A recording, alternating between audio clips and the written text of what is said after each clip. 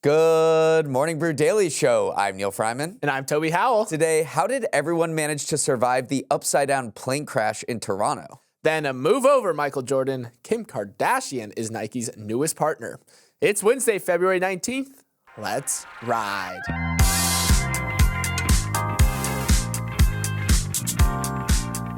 Remember that asteroid they found that has a very small chance of hitting Earth 7 years from now?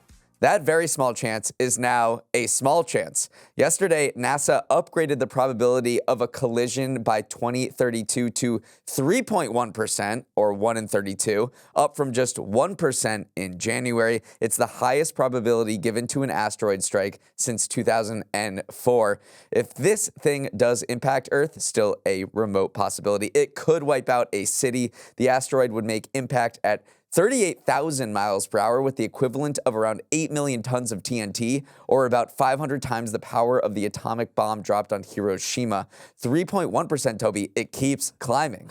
Geez, Neal, get the heart rates going early in the morning just to put that 3% in perspective. If we were playing poker, Earth currently has aces, the asteroid has the 4-5 of spades, and the flop is ace, 8, 9, no spades. So yes, technically a 6 and a 7 could come out next to give the asteroid a backdoor straight, but more than likely the set of aces is going to win. That being said, Tom Brady and the Patriots did come back from 28-3 down when the Falcons had a 99.8% chance of winning based on ESPN's win probability chart. Leicester City did win the Premier League at 5,000 to 1 odds, which is a 0.02% chance. So stranger things have happened.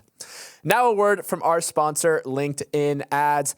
I was cooking dinner last night, Neal, and I got a little high on my own supply. Thought I could make a coconut rice curry soup without really looking at the recipe. Let me guess, your broth to rice ratio was way off. Yes, I put way too much rice in. It sucked everything up, and I was left with more of a pilaf dish than an actual brothy soup. Almost made me want to throw it away and start again. Wasteful, wasteful, wasteful. You sound like B2B marketers who don't use LinkedIn ads. Diving headfirst into a campaign without being thoughtful about where you're allocating resources is like lighting your marketing budget on fire. Hey, I didn't burn anything, but you're right. I need to be more thoughtful. LinkedIn ads is like having a recipe for better B2B sales. It lets you filter your audience by industry, company, and role so you don't have to ad-lib like Toby. Even better, LinkedIn will give you a $100 credit on your next campaign so you can try it yourself. Just go to linkedin.com/MBD. That's linkedin.com/MBD. Terms and conditions apply only on LinkedIn ads. 45 years to the month after the first Miracle on Ice, they just released the sequel.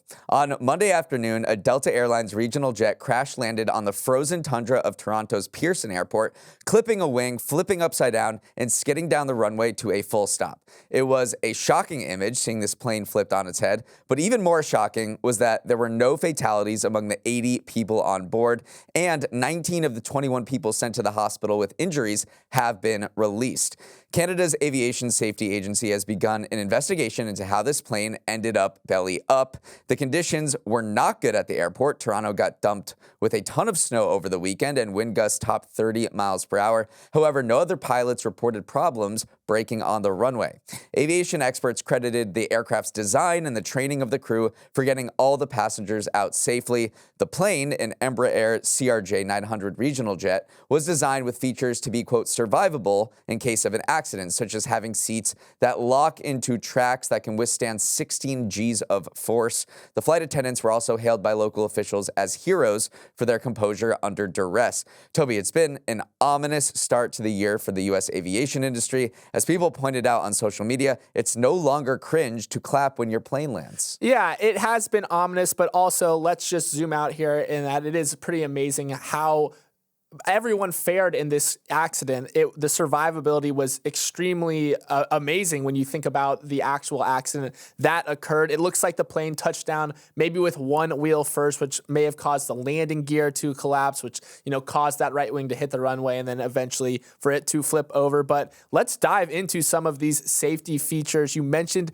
the seats. The seats not only have that high impact 16 Gs of force that it can withstand, but they also have legs that are allowed to pitch to either side 10 degrees so they don't snap off. That's when things can get really bad. If these seats do snap off, then you end up, falling onto the roof of the plane. So the seats were a big aspect.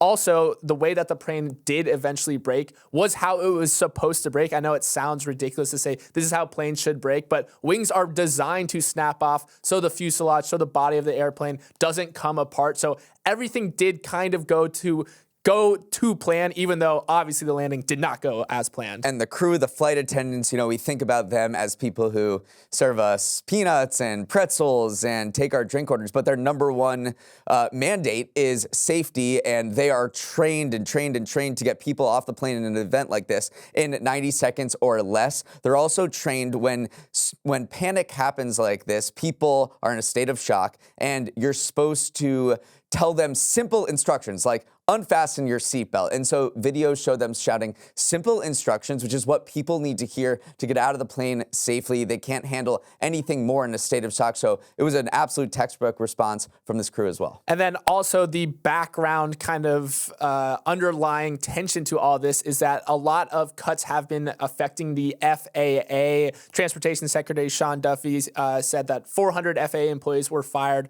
recently. Of those 400, those 0 air traffic controllers or critical safety personnel were let go. So it's unlikely that those two instances are related in any way. That being said, though, while all this is happening, while we're seeing just an increased amount of air incidences, you do see the FAA under scrutiny right now for, trimming its workforce. And then the other aspect, too, is that SpaceX, Elon Musk's startup, is also coming in trying to look at how to overhaul the FAA's air traffic control systems. People are seeing that as a conflict of interest, but SpaceX is saying we're trying to modernize these programs. They've been far too, heavily leaned on. They haven't been staffed up properly. They're working with outdated technology. So that is just kind of the background context to these accidents that we have been seeing pop up. And those accidents, there's been 4 this year already in United States, and Toronto's just across the border. January 29th, that American Airlines regional jet collided with a U.S. Army helicopter, killing 67 people on both aircraft. And then a few days later, there's a medevac plane that crashed in Northeast Philadelphia, killing 7 people. And then on February 6th, there was a plane crash in Alaska, killing 10 people. So this is the 4th, major incident. So, obviously amazing, remarkable, very thankful that no one ended up dead on this particular crash, but it's certainly been a spooky few months for air travel. Kim Kardashian is here to save Nike. No, she can't suddenly win a dunk contest or have a VO2 max in the mid-60s, but she does have stretchy, affordable, and fashionable leggings that Nike wants a piece of. Yesterday, this sportswear giant that has been going through a bit of a rough patch recently announced a rare fashion collab with Kim's brand Skims called Nike Skims. The combo marks the first time that Nike has ever joined with an outside existing company to introduce a new brand.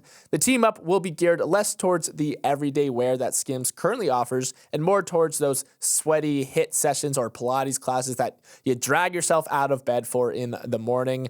The goal is to position Nike to be more competitive in the active wear category that has been taken over by the likes of Lululemon and Alo. Nike's struggles are well documented at this point. It reported an 8% drop in sales in its most recent quarter and recently bought its first Super Bowl commercial in 27 years as it tries to regain its mojo. This collab seems like a step in the right direction, Neal. I think you missed one word in your intro, Toby. Women. This is absolutely key for Nike to get more customers as women. Right now, 40% of its client base is women. Most apparel brands want that to be way over 50% because women shop more, they spend more money. So if you're an apparel brand and you're seeing 40-60 breakdown and 40 is women, that's not in a position where you want to be. So linking up with Kim Kardashian and Skims is a way to get that over the 50% mark. And that Super Bowl commercial, their first in decades, was also geared towards women's sports, which are having an absolute moment right now. Nike said they're seeing double-digit growth in that particular area. So this is a bold move into that space by inking a brand partnership that has never done before. And it's also arriving at a moment wear women's sports are absolutely popping off right now. And Nike and Skims both recognize this. Skims is actually already the official underwear partner of the WNBA. They're also the official partner of the NBA as well and U.S. basketball. But you are right. It's not just that. It's not just women in general, but it's specifically the apparel business as well, because Nike had $8.5 billion in revenue from female apparel last year, $21 billion in male apparel, but still their apparel business as a whole is not as big as its shoe business. And if you look at someone like a Lululemon, like an Alo, they are currently the apparel of choice for a lot of men and women. And so therefore you say, where's our growth opportunity? It is in apparel. And then you look deeper and it is specifically in women's apparel. And we should talk about Skims. This company is absolutely blowing up. Kim Kardashian, I don't know. Don't bet against her. Don't bet against her. She is an incredible entrepreneur. They did $880 million in just direct-to-consumer sales alone last year. That was up from $725 million a year earlier. They're valued at $4 billion. So what does this Nike partnership mean for them?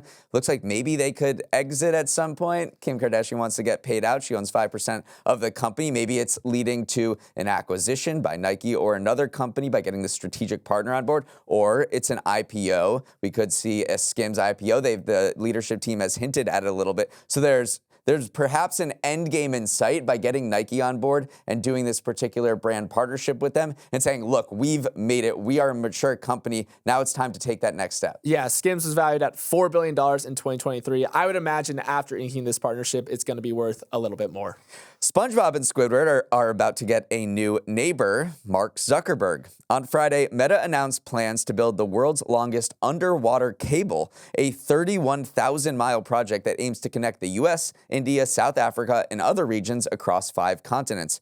For context, 31,000 miles of cable is long, longer than the Earth's circumference. Why is Meta building a cable under the sea? Because that is the foundation of the modern internet. For all the images you might have of cyberspace and digital ones and zeros, there are actual physical cables crisscrossing the globe. Think a really long Ethernet cord that allow you to log on. An estimated 95% of the world's internet traffic flows through these undersea data superhighways. For years, telecom companies built these cables in partnership with tech firms, but that power dynamic has shifted. Now it's big tech that's in charge. And this initiative, called Project Waterworth, is the first subsea cable project Meta is developing on its own without any outside help. Toby, the only thing getting in Zuck's way now is bikini bottom zoning laws.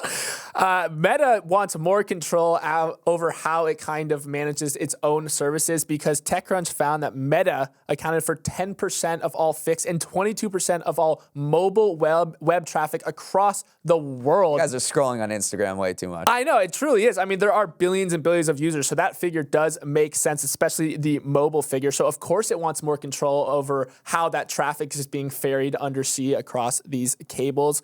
But there's a lot of issues with undersea cables. Let's be honest. One, there's a lot of damage that can happen. It's the bottom of the ocean. It's a very unforgiving place. But also, geopolitics comes into play a lot more than you'd expect. We already saw Red Sea cables cut last year by Houthi rebels. And then also, European officials have said Russia's been sabotaging our cables. Taiwan has said similar things about China damaging its undersea cables. So Meta has thought about this. They're trying to get around those issues by, one, maximizing the amount of cables that they lay in the deep waters. And we're talking really deep waters, 7,000 meters deep. And they also think that they've cooked up some new burial techniques that they hope will reduce the faults in high-risk areas, whether it's high risk just from ocean geography or high risk from geopolitics. So they think they've thought of everything, but still a lot of cable stretching a lot of miles. Yeah, undersea cables have become a vulnerability for tech companies, for countries, and they become flashpoints in geopolitical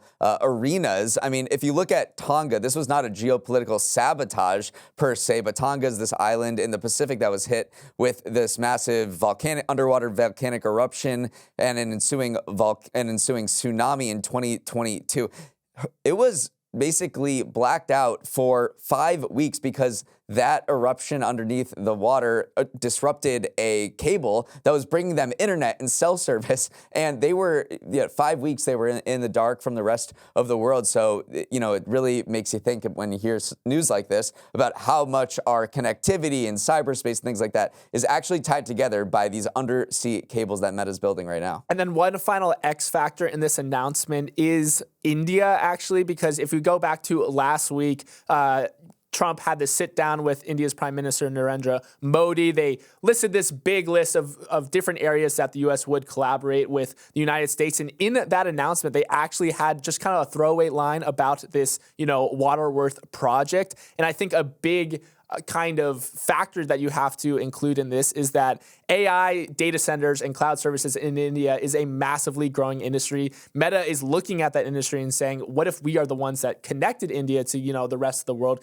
connected all these data centers coming online? So I do think that is kind of something that Mark Zuckerberg is looking ahead in the future and saying, where is the growth capability? It looks like it is positioned in India, which is why you heard this project actually teased last week in a sit-down between Trump and Modi. Up next, we have a surprise edition of Toby's Trends coming your way. President's Day on Monday turned this into a shortened week for some, but since I like the sound of my own name, I couldn't let it go by without getting a Toby's Trend in. So my special Wednesday Toby's Trend is all about OpenTable's plan to become cool again. If you've gone online to try and snag a reservation at a hot new restaurant, you've likely ended up on Resy. It's owned by American Express and was, at least for the last few years, the preferred place to look for a tough table to book. OpenTable, on the other hand, has far more choices, 60,000 compared to Resy's 20,000, but it's been around since 1998 and has never quite gotten the sceniest places to bite. That is until recently. It's been luring the coolest restaurants across the country back into its open arms with a combination of newly launched credit card perk programs and some fancy marketing promises. For Chef Ian Gray, based in Philly, he told the Philly Inquirer that they basically gave the platform to us for free and wrote us a check as well. A tough deal to say no to. Thanks to hustle like that, OpenTable is suddenly back in the buzzy restaurant game, using cash from a recent Visa deal to lure big names that are helping revamp its image from run-of-the-mill restaurant booker to a platform for more exclusive finds. Neal, it is a brawl out there in the dining industry, an all-out arms race in the two-sided marketplace of restaurants and customers, and OpenTable is making up ground. There are reports that OpenTable paid one restaurant owner $1 million to move over from Resy to OpenTable. That's how desperate they want to be cool.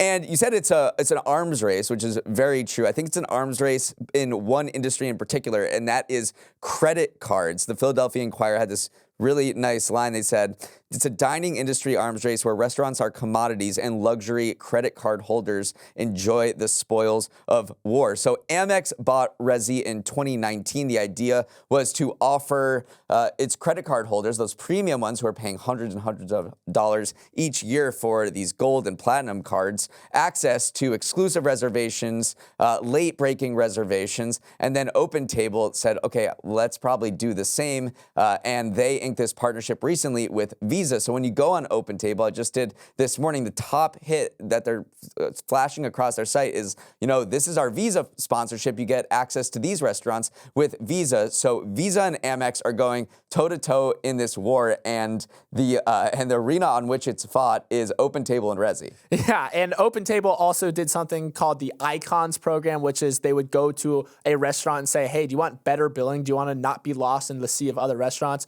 You can be an Icon restaurant on our platform. So we also saw it. You opened up the platform this morning. I don't know how many other people are booking restaurants at, 5:30 in the morning, but the Icons program was there. We saw what the icons were in New York City. That being said, though, some chefs have said that in the courting process, when they were trying to get us to move over from Resy to OpenTable, they were very responsive. They were showing up at our door every day. They were ushering us through it. They were giving us huge lumps of cash. But then after we did make the switch, it suddenly became a lot quieter on OpenTable's side, and sometimes the checks took a while to arrive. So maybe it's not something that they're doing this all-out marketing push to, convert people over, but it's whether you can keep them on your platform, whether, those tables are being filled by these Visa card holders or they're going empty. That is what will truly come down to what platforms restaurants will kind of, choose going forwards. And in the background of all of this is just a booming market for restaurant reservations after COVID.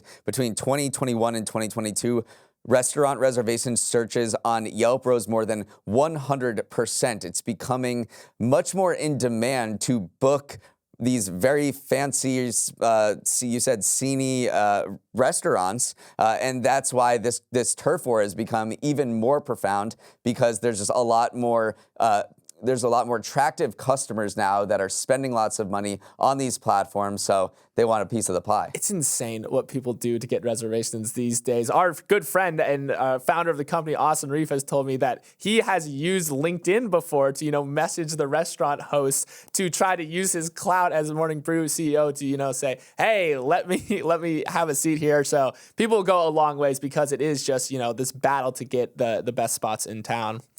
Now, let's sprint to the finish with some headlines you may have missed. Up first, Grok 3 is here, and Elon Musk thinks the latest model out of his startup xAI is the new big man on campus. In an announcement event live streamed on X, Elon claimed that Grok 3 outperforms competitors like Google's Gemini, OpenAI's GPT-4o, and Anthropic's Claude across various math, science, and coding benchmarks. It also outperforms China's DeepSeek R1 model, which threw everyone into a tizzy last month for its cheap performance that caused a U.S. equities a wipeout.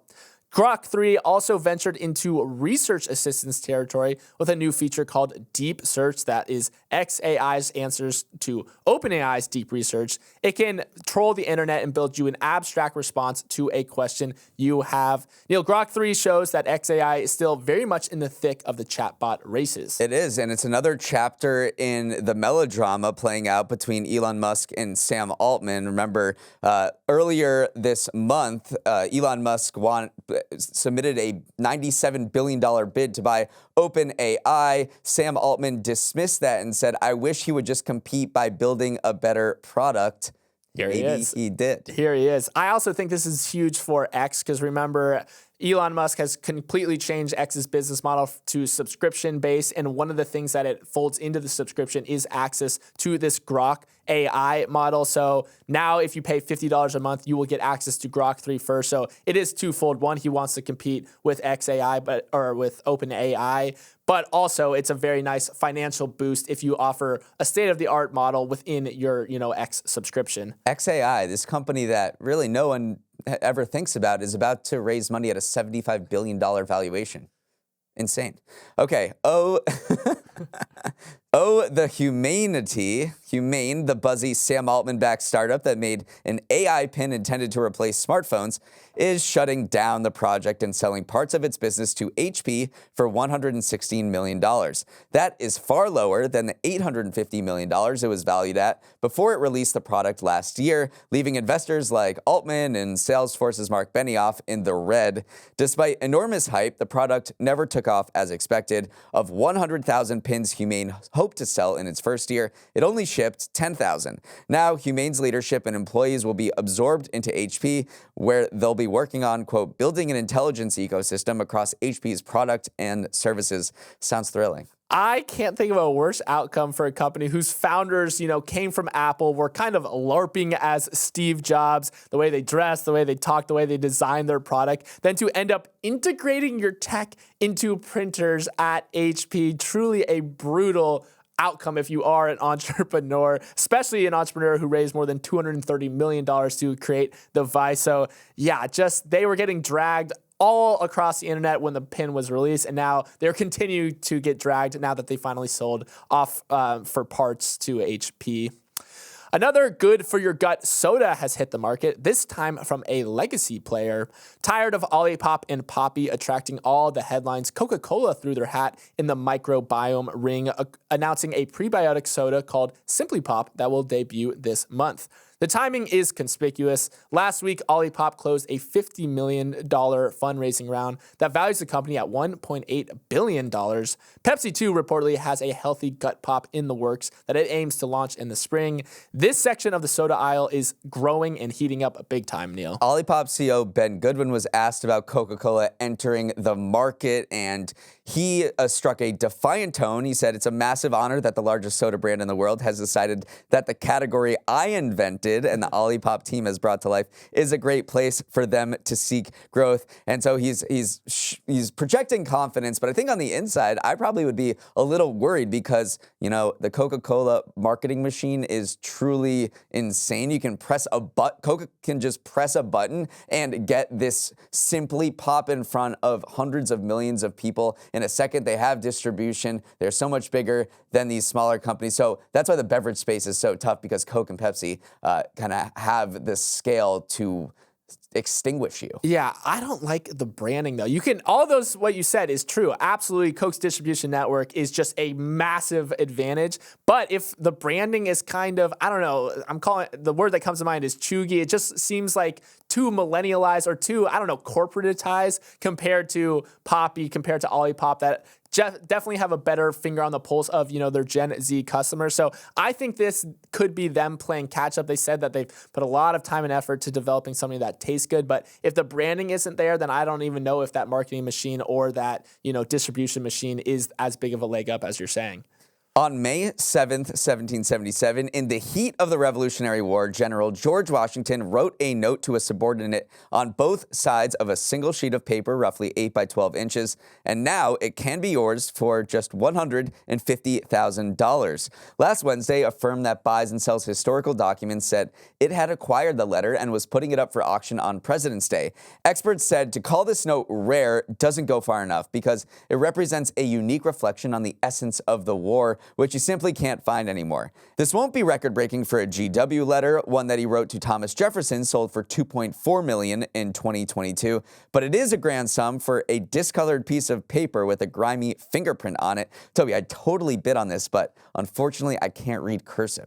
That's what I was thinking too. We did that story about no one can read cursive anymore, so Washington does have a very nice penmanship. But this letter was very interesting, one, because Washington was also striking a defiant tone, saying, yes, we may have lost this battle, but I'm feeling good about where we're at in the war right now. He also talks about an inoculation campaign that they were running against smallpox, because smallpox had decimated the fledgling U.S. Army during that time. So to hear him talking about the first real inoculation campaign in American, or I guess it wasn't even American history at that point, was very interesting. So lots of interesting tidbits about, you know, that time in the war, that time in, you know, just the young country that was soon to be America. So very cool. Historical documents are having a moment too. I mean, Constitution sold for $43 million a few years ago. We are seeing just a lot of interest in these very rare artifacts. Let's wrap it up there. Thanks so much for starting your morning with us, and have a wonderful Wednesday. For any questions, comments, or feedback, send an email to morningbrew@morningbrew.com. And if you're enjoying the show, share it with a friend, family member, or coworker. Toby, who should everyone listening share it with today? I want you to share the pod with someone you've been meaning to get dinner with recently. OpenTable, Resi, it doesn't matter. Just use this as an opportunity to put some time on the schedule, but then maybe tell us which platform you ended up booking with. Let's roll the credits. Emily Milliron is our executive producer. Raymond Liu is our producer. Olivia Graham is our associate producer. Uchenua Ogu is our technical director. Scoop Stardaris is on audio. Hair and makeup lives in a very stylish pineapple under the sea. Devin Emery is our chief content officer, and our show is a production of Morning Brew. Great show today, Neal. Let's run it back tomorrow.